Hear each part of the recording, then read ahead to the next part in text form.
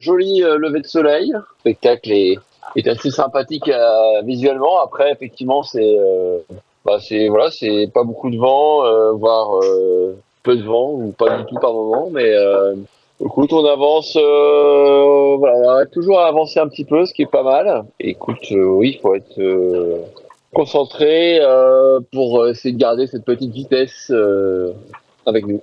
Oui, bah, de toute façon, on savait déjà depuis le départ hein, que les premiers qui arriveraient dans cette zone avant l'île de Porto Santo se feraient bloquer par la dorsale, donc il n'y avait pas trop de surprises.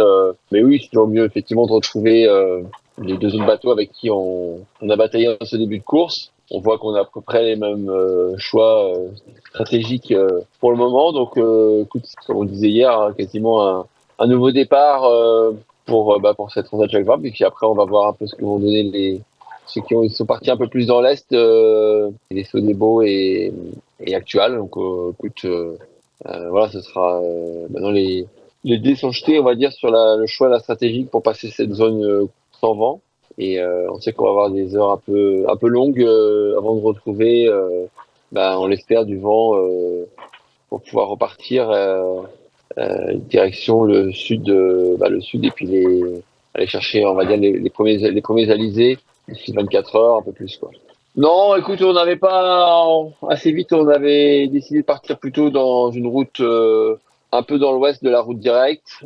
On savait que de toute façon, la zone de vent faible, était devant nous et avançait avec nous, donc c'était compliqué de rajouter de la route en plus et avec un gain qui allait pas forcément être significatif et puis se retrouver en plus derrière au portant plein vent arrière. Donc écoute, on a préféré plutôt se positionner un peu dans l'ouest de nos petits camarades en espérant que ça soit le bon choix. On verra en fonction de l'évolution de la zone comme on l'imagine.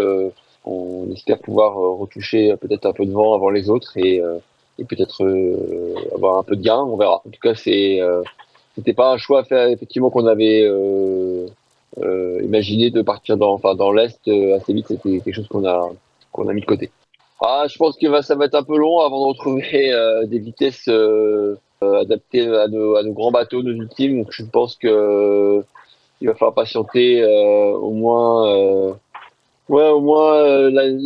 la journée, voire peut-être une partie de la nuit. Donc ouais, on risque d'avoir 24 heures assez lentes avant de réaccélérer et puis ensuite l'anticyclone va se remettre en place très vite et ensuite ça devrait glisser ensuite au portant jusqu'à l'île de Sao Pedro et Sao Paulo.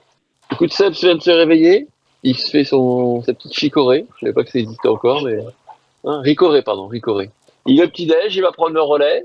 Et écoute, le bateau va bien aussi. On a deux, trois petits bricoles, mais plutôt du cosmétique, voilà, qu'on va essayer de remettre un peu propre. Et écoute, on a fait un premier tour du bateau hier en fin de journée, avant la nuit. Ça avait l'air plutôt pas mal. Et là, aujourd'hui, on va profiter de faire un tour un peu plus complet pour voir effectivement si on était passé à côté de trucs. Mais pour l'instant, ça a l'air d'être plutôt positif.